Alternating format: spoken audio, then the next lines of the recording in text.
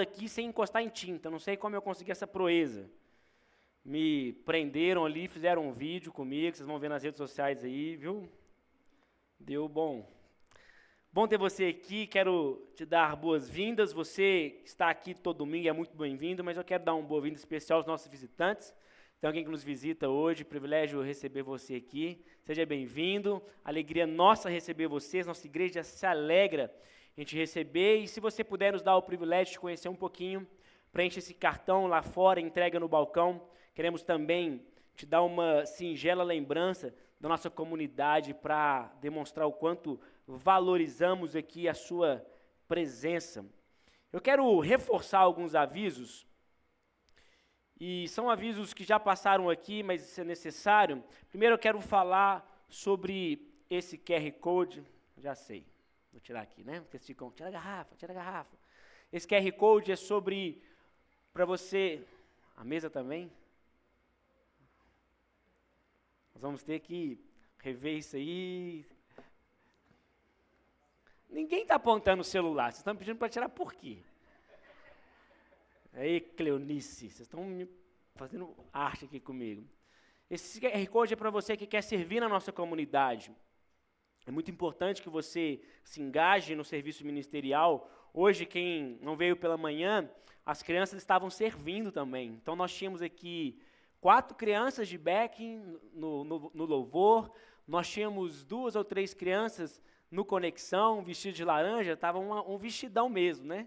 Para eles, tínhamos criança no Contagi, até brinquei, a Beatriz estava fiscal da subida aqui, ela sentou aqui com a pranchetinha dela e subia, entregava o microfone, conduzia, crianças na mídia. Então é muito importante você entender a importância de servir. Então esse QR Code ele vai te conectar nessa função. Também quero reforçar sobre o encontro de casais. Quem já fez a inscrição no encontro de casais? Maravilha. Quem ainda não fez, mas virá? Amém. Amém. Não fez, mas vai vir, tá bom. Faz até terça para a gente, para poder facilitar a nossa organização, nosso planejamento, de forma que o evento possa transcorrer da melhor forma possível. E vai ser projetado, vai ficar em algum momento aqui, uma tela, é esse aí, esse QR Code, durante o culto vai ficar ali à esquerda, são algumas conexões que você pode fazer com as nossas redes sociais. Você pode se inscrever no canal do YouTube da igreja, isso nos ajuda, tem engajamento. Você pode se inscrever no meu canal do YouTube, onde tem as minhas mensagens lá. Da igreja é mais sobre os cultos, a transmissão ao vivo também tem as mensagens e outros vídeos em geral da igreja. No meu, somente o recorte da mensagem. Instagram, rede social, chave Pix. Esse QR Code vai ficar exposto de uma forma mais ampla durante o culto para facilitar o seu acesso, de forma que você não perca nada do que está acontecendo, porque tem muita coisa acontecendo, sim ou não? Amém. Abra sua Bíblia comigo no livro de Efésios, capítulo 2, é o mesmo texto da semana passada. Eu estou trabalhando uma série nesse mês de outubro, uma série que fala sobre reforma protestante, né? Não vou me ater às mesmas piadinhas horríveis que eu faço e já fiz nos últimos domingos, mas é um mês onde falamos da reforma protestante. E a reforma, de uma forma geral, ela trabalha 2 aspectos importantes. O primeiro são as 95 teses. Não investi tempo na exposição das 95 teses, mas peguei as 5 solas. As 5 solas, elas são um resumo, elas são a base de toda a reforma. As 5 solas, começando no primeiro domingo deste mês, falei sobre sola escritura, ou somente a escritura. Domingo passado, a sola fide, ou somente a fé. Hoje, sola gratia, ou somente a graça. E no domingo seguinte, vou condensar, no mesmo domingo, as 2 últimas solas, somente Cristo e somente Deus a glória, ou solo Cristo ou só lhe deu a glória. E essas solas, elas são a base fundamental da reforma protestante, aquilo que é nosso contexto de nascimento da nossa fé. Nós viemos de um ambiente da reforma, né? Depois da reforma, várias ramificações. Não vou me ater também a esse aspecto da história da igreja, mas para que você possa entender que a reforma ela conta uma história baseada em aspectos na história cristã. E eu quero ler com você o texto de Efésios, mas antes de ler, o título dessa mensagem é o presente merecido. Tenha em mente essa frase. A mensagem de hoje conta a história de um presente imerecido, algo que não merecemos, mas que recebemos. E, de uma certa forma, eu estou chamando essa série de Conhecereis a verdade vos libertará. Por quê? Diante de toda a construção da série, nos 3 domingos, completando hoje o terceiro, eu falo sobre algo que o aspecto pregado da reforma, uma das solas, nos liberta. Fiz isso nos 2 domingos anteriores, de uma forma um pouco mais nas entrelinhas, farei também na mensagem dessa noite. Vamos ler o texto de Efésios, capítulo 2, versículos 8, 9 e 10. Na semana passada também trabalhei esse mesmo texto, porém no versículo apenas no 8 e o 9. Efésios 2, 8, 9 e 10. Vocês são salvos pela graça, por meio da fé. Isso não vem de vocês, é uma dádiva ou um dom de Deus. Não é uma recompensa pela prática de boas obras, para que ninguém venha se orgulhar. Pois somos obra-prima de Deus, criados em Cristo Jesus, a fim de realizar as boas obras que Ele de antemão planejou para nós. Amém? Vamos orar. Senhor Jesus, bendito seja o Teu nome, louvamos pelo privilégio, o tempo, oportunidade nessa noite e clamamos que a Tua presença ela possa ser real. Real no ponto de que o Senhor possa mexer no nosso coração, nas nossas estruturas, para que aquilo que o Senhor tem para nós possa nos transformar ou convergir em frutos de arrependimento, em frutos de mudança de vida. Tenha liberdade em nosso meio e que o Teu nome em tudo seja glorificado. Essa é a minha oração. Amém. A sola fide, num contraponto junto com a sola graça, que é a mensagem dessa manhã, dessa noite, eu quero que você pense na sola fide como uma mão. Quem tem mão aí? Levanta a mão. Levanta a mão. Levanta a mão, gente, com vontade, alto, isso. Agora, estenda a sua mão. Esse ato nos transmite a ideia de receber algo, sim ou não? Sim. Então, você tem que enxergar a sola fide como essa mão aberta. Como essa mão que está apta ou está interessada, está disponível para receber algo. Essa é a fé. Está com fé que alguém vai colocar um 100zinho na sua mão? Amém? Se você não quer, eu quero. A Ju quer ali, ó. É isso aí, Ju. Quer? Levanta a mão bem alta, é isso aí. Se você não quer, joga o 100zinho na mão de cada um para mim, Deus, na minha mão, o que eles não querem? Quer um 100zinho na sua mão aí? Está com a fé que você vai receber algo nessa semana que você tem orado? Você tem fé que aquilo que você tem sofrido, as suas dores, as suas lutas, a solução de algum dos seus problemas, você está com a mão estendida em fé para receber a solução, sim ou não? Então mantenha a mão aberta. Porque se você guarda a mão, se você retém, você está dizendo, não, está tudo certo, não preciso. Então a fé é a firme convicção das coisas que não... Tem alguma coisa aqui? Essa é a fé. Tendo entendido que a fé é essa mão estendida, eu quero te contar uma história para você entender o que é a graça. Eu quero que você pense em um mendigo. Imagina um mendigo que você sabe pelo menos onde esse mendigo sempre está. Sempre que você passa, ou pelo menos na maioria das vezes que você passa por determinado lugar, esse mendigo está lá. Talvez no centro da cidade, onde comumente você passa, talvez numa rua de grande movimentação na nossa cidade, aquele mendigo está sempre lá sentado, talvez com uma caixinha, esperando com fé que alguém possa abençoar, que alguém possa trazer uma comida, um dinheiro, uma esmola. Esse mendigo, de uma certa forma, ele está com a mão estendida, sim ou não? A graça é como se passasse um rei. E eu quero que você tente voltar nas cenas de filmes épicos ou de filmes de época que assistimos. Filmes em que o rei ele está com a sua comitiva. O rei está sentado no seu cavalo, aquele cavalo bonito, imponente, transmitindo o seu poder, a sua autoridade, e esse rei cercado dos seus cavaleiros com toda aquela comitiva, talvez dezenas ou até uma centena de homens, soldados, consultores, pessoas que estão ali caminhando junto àquele rei. E esse rei, ele passa diante desse mendigo que você conhece. E esse rei, ao invés de tirar a nota de 100 e entregar na mão dele, ele pega uma escritura, ele pega um documento que dá posse àquele mendigo a um castelo. Ele entrega o mendigo ao castelo. Isso é a graça.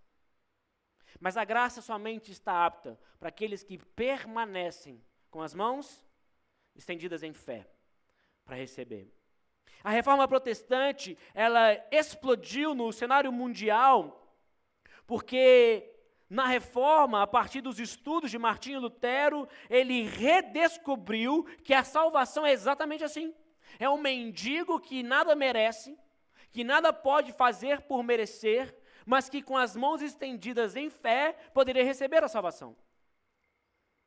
A igreja da época havia transformado a salvação em uma escada corporativa celestial. Numa escada em que, se você fizesse, se você entregasse, se você pagasse indulgências, se você fizesse penitências, se você fizesse boas obras, daí você poderia, quem sabe, receber a salvação. Mas Lutero, ele redefine a salvação a partir do que a Bíblia diz, ou ele reapresenta a salvação nessa perspectiva e explode a mente das pessoas. Ele causa um caos na cultura religiosa da época. A sola graça, ela foi a dinamite que demoliu essa escada.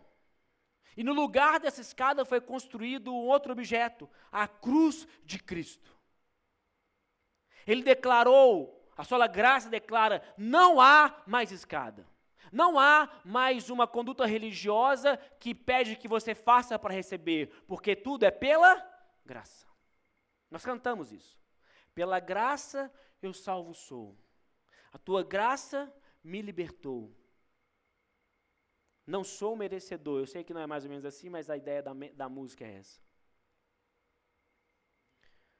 A sola graça, ela começa a mostrar que há um abismo entre nós. Há um abismo entre o Deus santo, poderoso, perfeito, onipotente, criador de todas as coisas,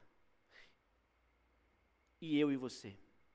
Criaturas criadas por aquele Deus, mas que estamos mortos em nossos delitos e pecados, e daqui para lá há um abismo em que por muitos anos a fé tentou construir escadas corporativas, e por mais comprida que essas escadas chegam, elas nunca conseguem chegar do outro lado do abismo. Essa escada nunca conseguirá ser suficiente para nos fazer chegar até o Senhor, mas somente a cruz tem poder de ser essa conexão, a cruz da graça de Cristo que alcançou a minha vida e a sua vida.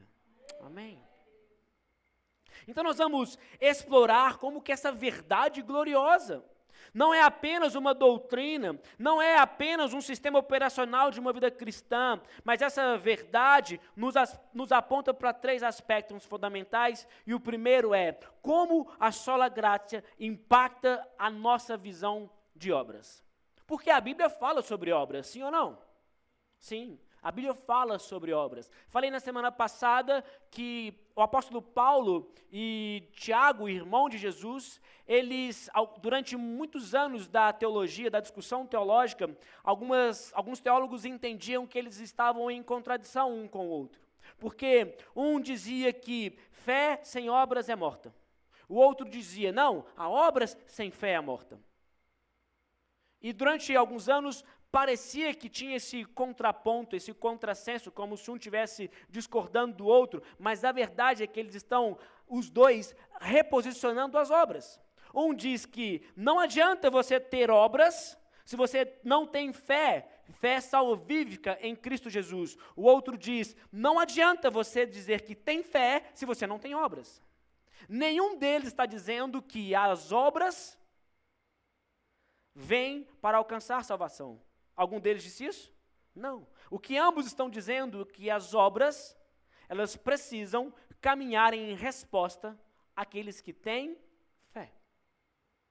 Dito isso, Esse é o ponto central que nós precisamos desfazer dentro dessa construção, desse mal entendido. A ideia de que a graça, ela depende de obras. Então, o primeiro ponto é que a graça não elimina as obras, ela as reposiciona.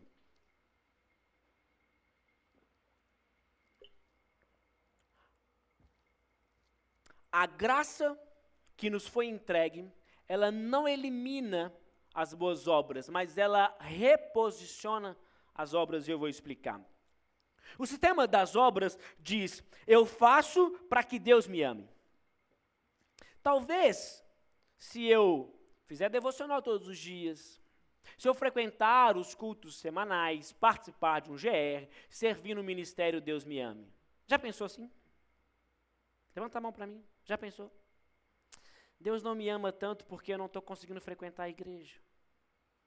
Talvez Deus não me ame tanto porque eu não estou conseguindo ir no GR.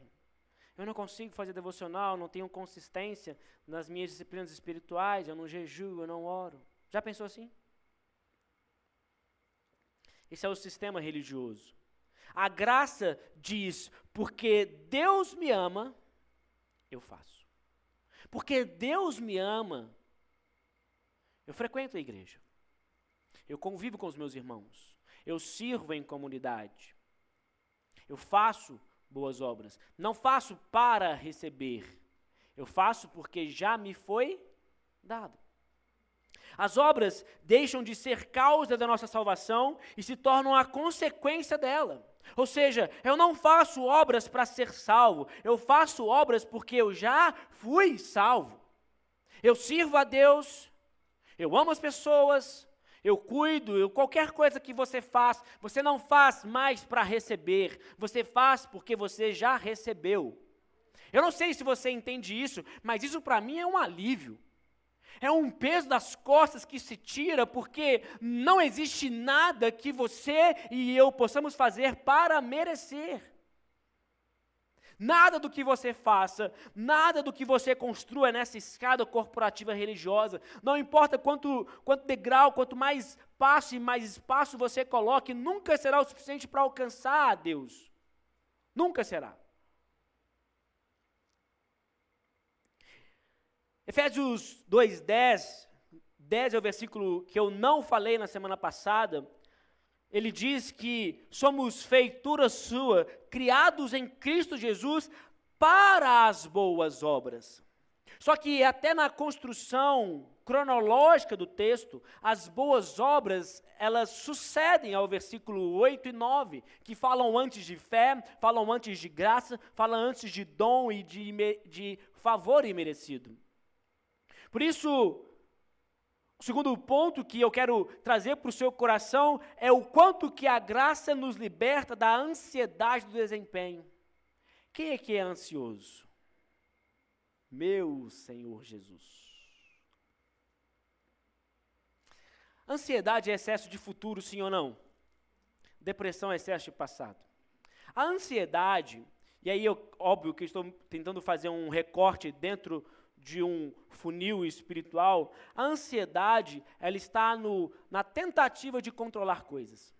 Somos ansiosos porque tentamos controlar o incontrolável. Somos ansiosos porque tentamos ir para o futuro, controlar uma situação que nem aconteceu. Na verdade, vamos para o futuro tentar controlar uma situação que muitas vezes o seu cérebro criou, que não aconteceu, mas você imagina que pode acontecer, e mesmo que ainda não tenha acontecido, quem sabe nem acontecerá, você está tentando criar uma forma de controlar. Descrevi? Sim ou não? Levanta a mão. Ok. Da mesma forma, dentro do ambiente religioso funciona o seguinte: quem quer ser amado por Deus? Quem já é amado por Deus? Isso muda tudo. Você nunca será mais amado por Deus por aquilo que você faz. Amém? Isso precisa nos libertar de um peso religioso espiritual. Porque, de novo, não há nada que você possa fazer para ser mais amado por Deus. Então, meu irmão, não é o fato de você não faltar nenhum culto. Não é o fato de você ser um contribuinte, um dizimista fiel. Não é o fato de você servir ministerialmente. Não é o fato de você estar sempre no GR. Deus não se importa com essas coisas. Deus não está nem aí se você vem no culto. Deus não está nem aí se você vai no GR. Deus não está nem aí se você dizima. Deus não está nem aí se você serve. Amém? Porque Ele não precisa disso. Você acha mesmo que Deus, o Criador do universo, precisa de mim? Você acha mesmo que Deus, o Criador do universo, precisa do seu dízimo? Do seu serviço ministerial? Você acha mesmo que Deus, o Criador do universo, precisa que você sirva na igreja? Deus não precisa de nada que você tenha. Amém? Isso precisa ser um conforto para mim e para você. Mas calma que tem pegadinha, tá? A verdade é que a ansiedade do desempenho, ela conta uma história das coisas que fazemos por aquilo que queremos merecer. Porque eu não estou dizendo que você não deve vir no culto. Eu disse isso?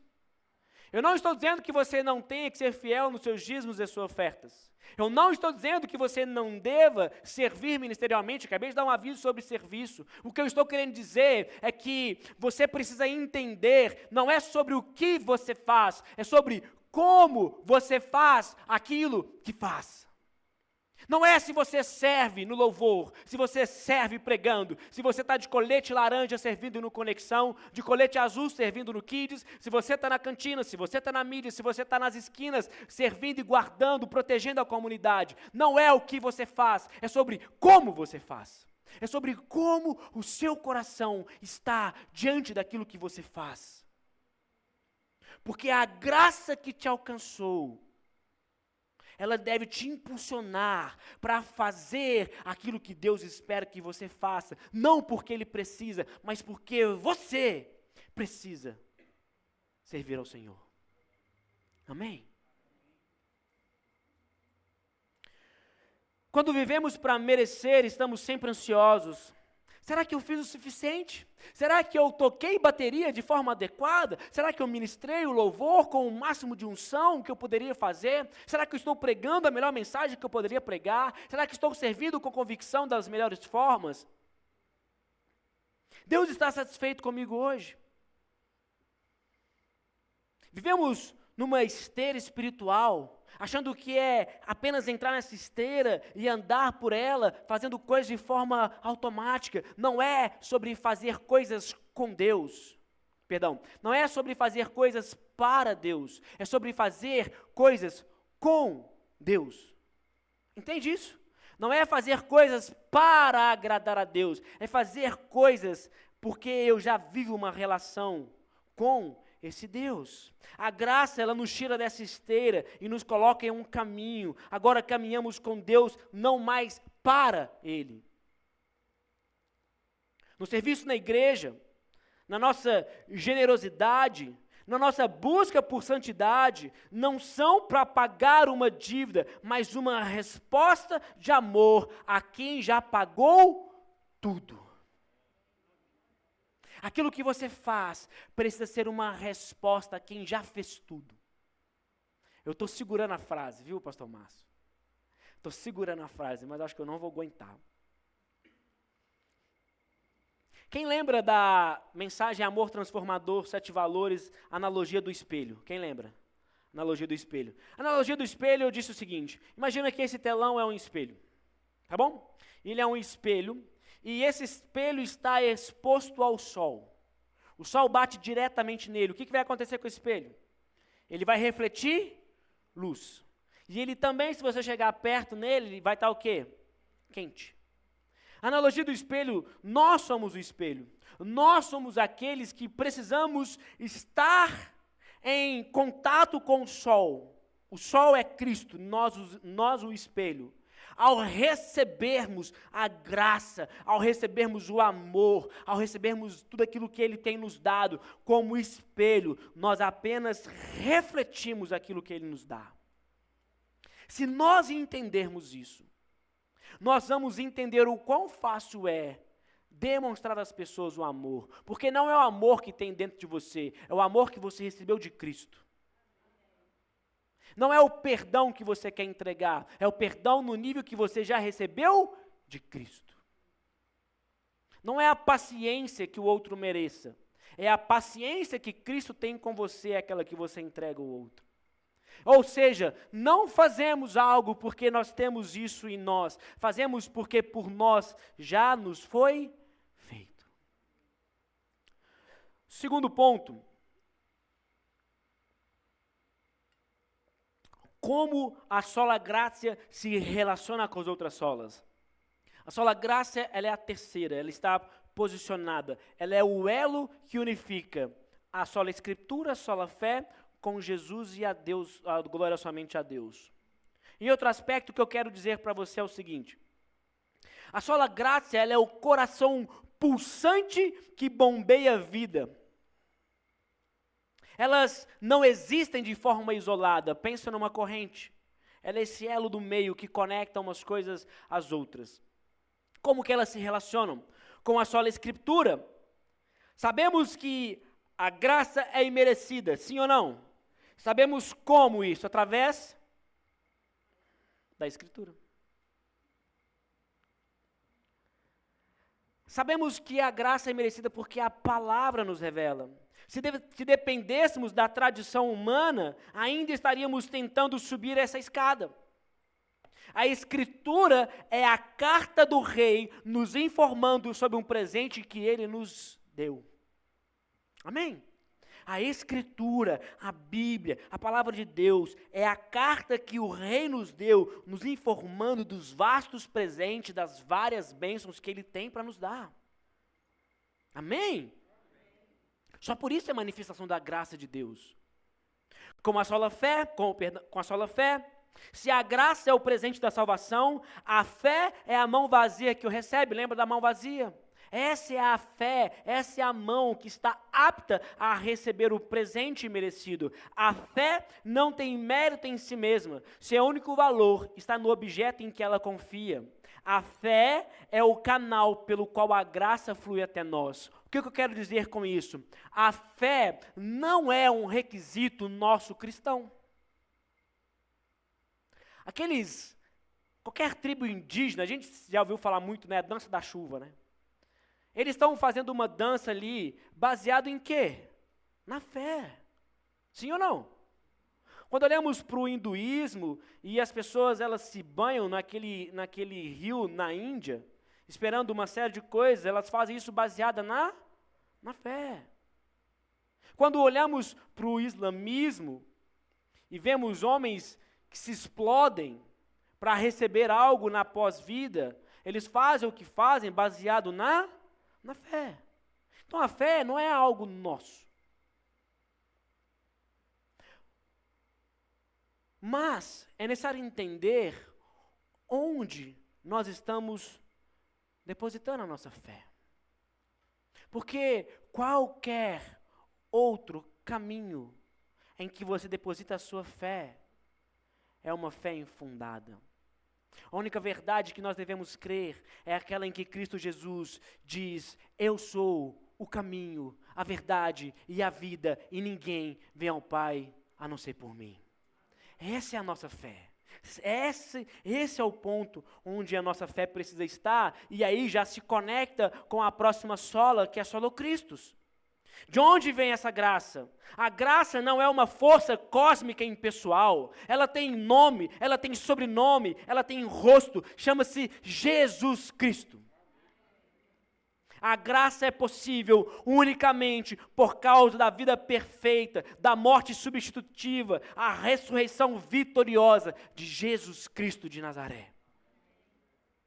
Ele é o mediador e a fonte de toda a graça salvadora. É tudo sobre Jesus.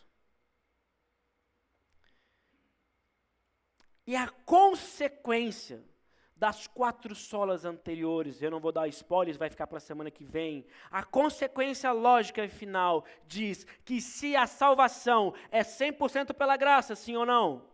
toda a glória é dada a Deus. Se a salvação é 100% pela graça, 100% da glória seja dada ao nome do Senhor Deus, Criador dos céus e da terra. Amém?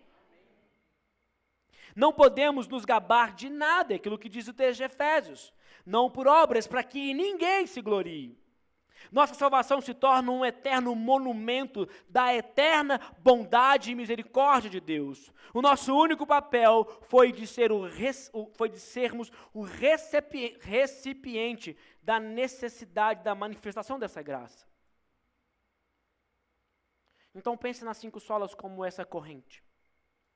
A Escritura nos revela, a sola Escritura nos revela que a graça de Deus, que é recebida pela fé, fundamentada unicamente no sacrifício vivo de Cristo, onde todas essas coisas precisam apontar para manifestar a glória de Deus. Intencionalmente eu repeti, dei uma volta, batendo nessa tecla onde você não tem nada que você possa fazer para merecer a Deus, não tem nada que você possa fazer para alcançar a Deus. Eu tenho repetido isso nas últimas 2 mensagens de uma forma muito intencional, para te fazer perceber algumas coisas que espero que fique mais claro agora nesse terceiro ponto, em que eu chamo de exemplos bíblicos da sola gratia em ação. A Bíblia inteira é uma sinfonia da graça de Deus. E agora eu quero contar para vocês alguns desses acordes que eu acho que se conectam muito forte com a graça de Deus. Primeiro, Zaqueu, o cobrador de impostos. Quem conhece a história de Zaqueu? A história de Zaqueu diz de um homem de baixa estatura. E esse homem, chamado Zaqueu, ele era o chefe do cobrador de impostos. Para você entender um pouquinho o contexto, o cobrador de impostos, ou o publicano, ele era um funcionário público de Roma que cobrava impostos dos seus contemporâneos, das pessoas da sua sociedade. E ele era alguém odiado por isso. Zaqueu, como cobrador de impostos, ele ansiava em ver Jesus. E aí de manhã eu me lembrei de uma musiquinha. Zaqueu era pequeno. Agora me fugiu. De manhã eu cantei tão bonitinho. Zaqueu era pequeno, quase um anão, e queria ver Jesus. Subiu numa árvore para que tal pudesse vê-lo passar. E o Salvador, passando ali, disse: Zaqueu, desce depressa, porque hoje eu vou ceiar contigo. Essa música que me ensinou foi a tia Biga, a tia Creuza e a Sara, na escola dominical. Imagine você, Zaqueu vai receber Jesus. Imagine que você vá receber Jesus na sua casa. E aí você cria aquela ansiedade. Caramba, Jesus veio na minha casa. Deixa eu dar uma entrada no YouTube. Deixa eu pesquisar se tem algum curso de como receber Jesus. Qual comida que ele gosta? Como que ele gosta de sentar, qual posição na cadeira. Deixa eu ver pessoas que já receberam no YouTube e às vezes eles gravaram um vídeo contando como foi a experiência. Deixa eu ver o que eles fizeram de certo, o que fizeram de errado. Se você fosse receber Jesus na sua casa, você procuraria no YouTube sobre como receber Jesus melhor? Sim ou não? Eu procuraria. Certeza. Certamente Jesus não come milho. Isso é convicção. Jesus não come milho e lá em casa também não teria comida com milho. Amém, Daltinho? A verdade é que muitas vezes nós estamos tentando entender que Zaqueu é uma história longe de nós, mas a história de Zaqueu poderia ser contada no lugar do nome Zaqueu, poderia ser Fernando. Poderia ser qualquer um de nós, porque conta a nossa história. Talvez não com os mesmos aspectos, mas a história de alguém que era um traidor, alguém corrupto, de um coração inquebrantado, um coração que se entregava facilmente para fazer o mal. Zaqueu não merecia a presença de Jesus na sua casa, assim como eu e você também não merecemos. Mas Jesus, ele olha para cima e diz: Zaqueu, desce depressa, porque hoje eu vou ficar na sua casa. A iniciativa é 100% de Jesus, sim ou não? Jesus não bate na porta de Zaqueu e diz: Zaqueu, hoje eu vou entrar na sua casa, mas, segue a lista, limpa a casa, faça a comida desse jeito, e mais importante, aquilo que você tem roubado dos outros, restitui 4 vezes mais e dê aos pobres. Jesus passa essa prerrogativa? Jesus faz isso? Não! A resposta de Zaqueu, por receber o Cristo em sua vida e receber a transformação, é de mudar a sua própria história. Jesus não pediu nada a Zaqueu, mas porque Zaqueu recebeu o mais importante presente, Zaqueu resolve entregar tudo a Jesus. A transformação de Zaqueu, devolver o dinheiro, dar aos pobres, não foi uma condição para receber Jesus, mas uma reação à graça que o Cristo lhe havia entregue. Segundo exemplo, a mulher samaritana.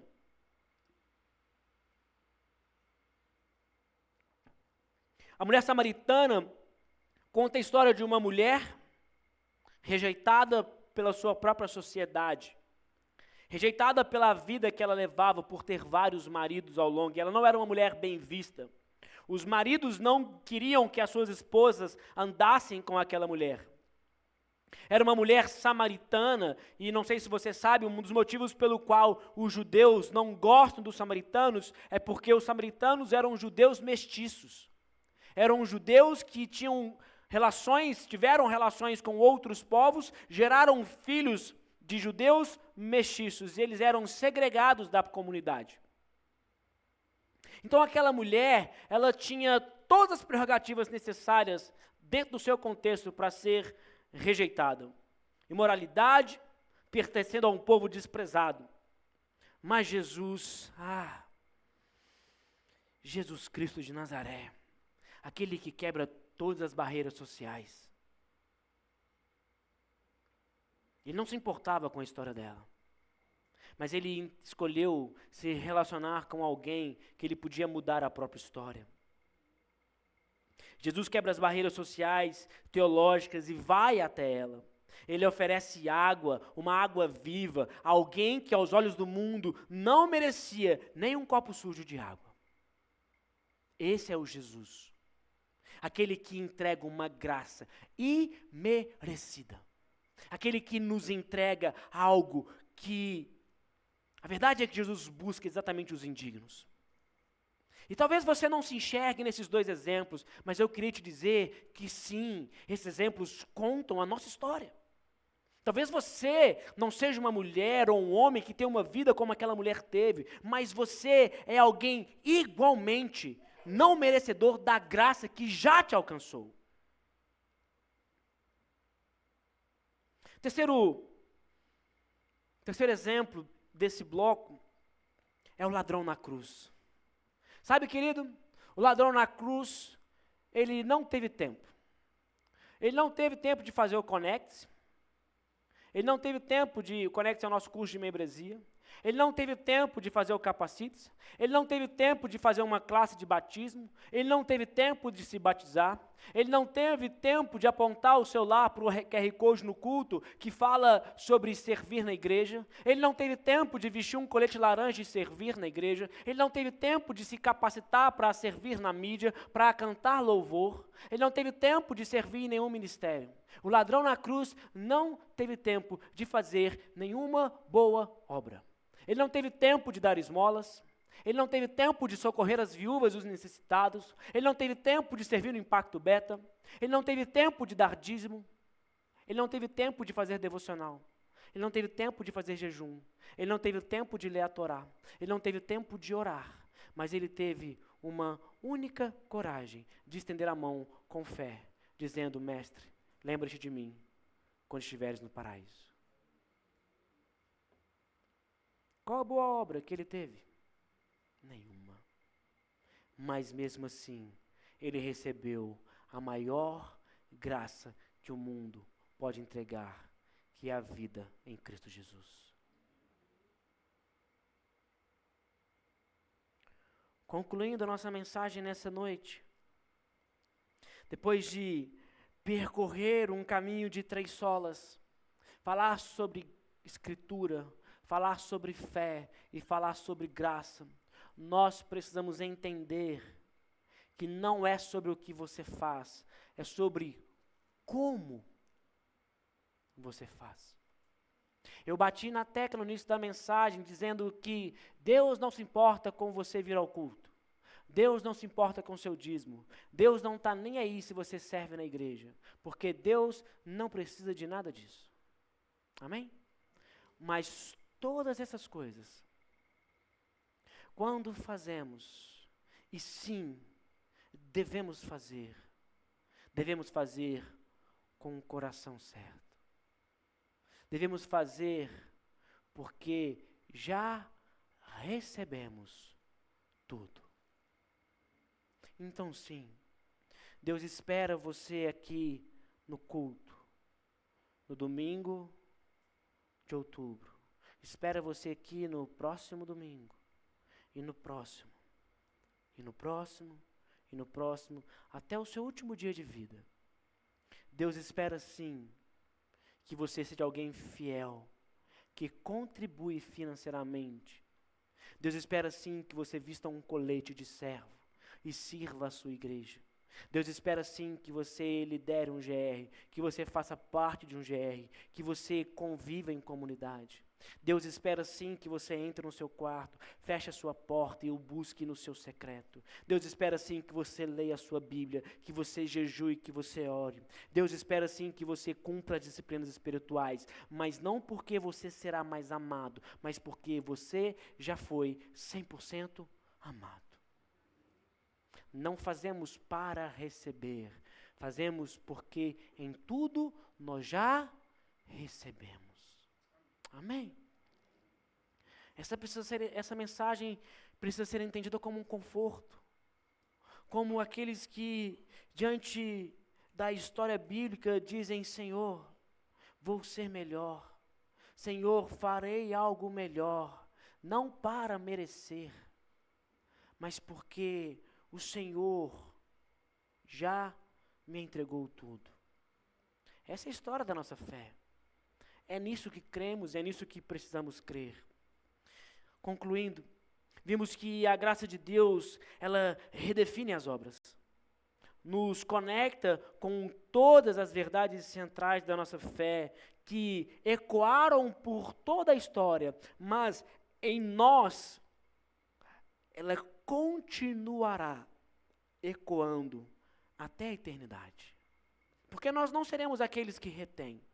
Porque nós não somos chamados para sermos cisterna. Porque cisterna conta a história daqueles que têm limite de água para acomodar. Mas nós somos chamados para sermos rio. Aqueles que fluem através do rio da vida que é Jesus. Nós não retemos nada para nós. Nós entregamos tudo aquilo que vem até nós. Aquilo que você tem, aquilo que Deus tem posto na sua mão, não é para você pegar e reter, mas é para você continuar fluindo através da vida das pessoas ao seu redor. A pergunta que começa a contar a história do final dessa mensagem é: você está vivendo debaixo do peso da escada ou no descanso do presente? Sobre onde você está vivendo? Tentando subir a escada da religiosidade, tentando fazer para merecer, ou descansando no dom gratuito de Deus? Talvez você esteja aqui se sentindo como Zaqueu, antes de Jesus chegar, preso em seus erros do passado, ou talvez como uma mulher samaritana, isolado, com vergonha do passado. Talvez como o ladrão na cruz, sentindo que é tarde demais para consertar as coisas. Mas em nome de Jesus, sairemos daqui aliviados, porque a graça nos alcançou. A mensagem da sola graça é a mensagem em que o rei não diz para você: olha, eu tenho a escritura de um reino para você assumir. Eu tenho a escritura de um palácio para você tomar posse. Mas se levanta, toma banho, faz faculdade, se capacita. Não existem prerrogativas. A sola graça é o rei que nos entrega a escritura como estamos, mas nos convida para uma vida nova, diferente, transformada, para sermos transformadores no mundo em que Ele nos fará pisar. O convite hoje é muito simples. Para de tentar agradar a Deus. Você não vai conseguir. Se liberte do peso espiritual e comece a fazer o que você sabe que tem que ser feito. Não para agradar a Deus, mas porque Ele já fez tudo por mim e tudo por você. Deixe que a graça de Deus seja essa âncora que nos sustenta e não nos faz sermos levados por um lado para o outro por qualquer vento de doutrina. E que a graça seja uma mola propulsora que nos conduz a uma novidade de vida, onde tudo é pela graça. Amém? Fica de pé no seu lugar.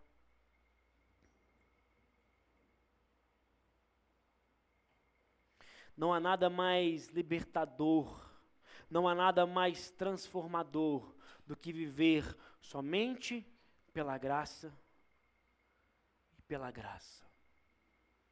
Feche seus olhos, deixa eu orar por você.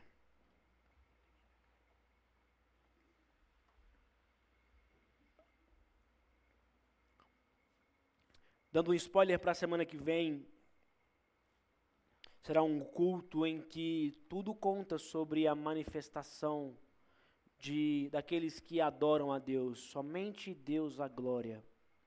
E caminhando para a semana que vem, para o culto da semana que vem, onde encerra essa série, o pastor Márcio disse para mim no final da mensagem pela manhã, uma frase que faz todo sentido e dando os devidos créditos, ele diz: a graça conta a história daqueles que não têm nada que possam fazer, mas daqueles porque foram alcançados pela graça, precisam fazer tudo. Tudo que possa manifestar a glória de Deus. Eu quero te dar uma oportunidade no final desse culto. Nós vamos cantar uma música que diz: ó, que tremenda graça. Ó, que infalível amor. Eu não sei como essa mensagem alcança o seu coração, mas se há algo que é necessário fazer no final desse culto, é declarar com todo o nosso pulmão, com toda a nossa energia, começar a adorar o nome de Jesus, porque todas as coisas devem apontar para a glória de Deus. Ainda com os olhos fechados, comece a entrar em espírito de adoração. Comece a preparar o seu corpo, a sua mente, o seu coração. Comece a preparar os seus pulmões para adorar o nome de Jesus. Ah, Senhor, ensina-nos. Ensina-nos, Senhor Jesus, a entender que as 5 solas, as 3 que foram pregadas e as 2 que serão concluídas no domingo seguinte, onde todas as coisas devem apontar para a manifestação da glória ao Teu nome. Não há nada que possa ser feito em nós, não há nada que deve ser feito através de nós, em que essas coisas não apontem para a glória do nome de Jesus. As 5 solas dizem que somente Cristo, dizem que somente Deus a glória. E nós estamos aqui para declarar que toda a honra e toda a glória seja dada àquele que está e àquele que permanecerá assentado em um alto e sublime trono de glória.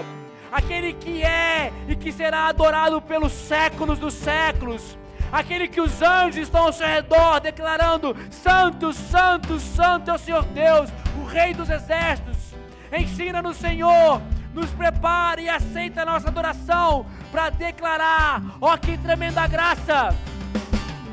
Que quebra o jugo do meu pecado.